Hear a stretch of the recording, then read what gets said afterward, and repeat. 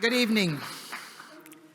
And thank you so much, Damon, for that warm welcome and for everything you and your team do to preserve and expand democracy. And thanks to all of you who are here tonight, and most especially our awardees.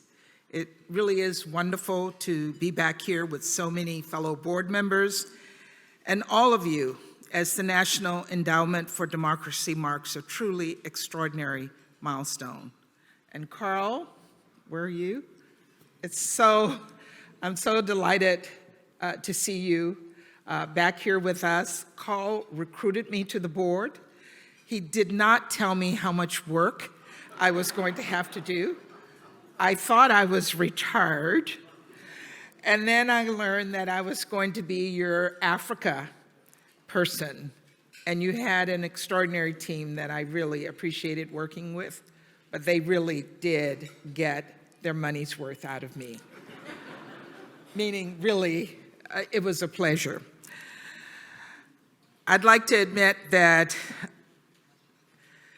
it's so that I'm biased in thinking that 4 decades is a pretty remarkable feat.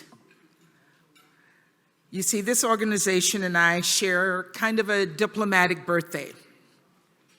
Around the same time that President Reagan proposed what would come to be known as NED, I received my first credentials to serve overseas as a consular officer in Jamaica with credentials signed by President Reagan.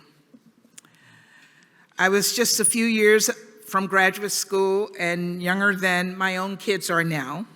And needless to say, 40 years feels in so many ways like a lifetime ago. Then again, the environment in which this organization was founded bears striking similarities to the one we're in today.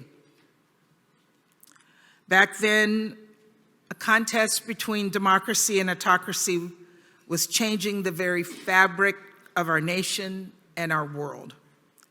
And so bipartisan advocates in Washington got to work building the infrastructure to support dissidents, journalists, and activists, and modeling at home the very democracy we sought to foster abroad. Today, our world is at a similar crossroads. For the 17th year in a row, global freedom is in decline.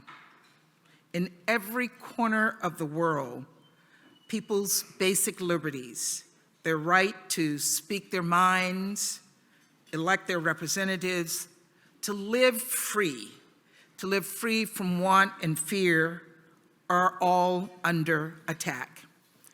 And so we must once again ask ourselves, do we look the other way? Or look authoritarians squarely in the eye? Do we retreat to our corners? Or do we put aside political differences and work together to advance democratic values? Do we lose hope? Or do we inspire it? President Biden has made clear from day one that we must meet this moment with strength and optimism, and that we must take concrete steps to build more resilient democracies, combat corruption, and defend human rights. And NED is at the forefront of that effort.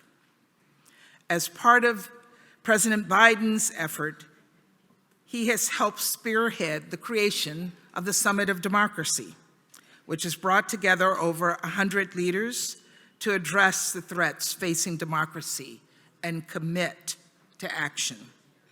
That also means grappling with hard truths here at home.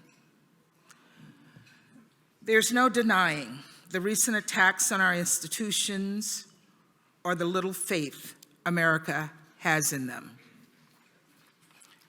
So as we work to strengthen democracy abroad, we must also commit to restoring stability, integrity, and trust to our own government. We must reaffirm our values.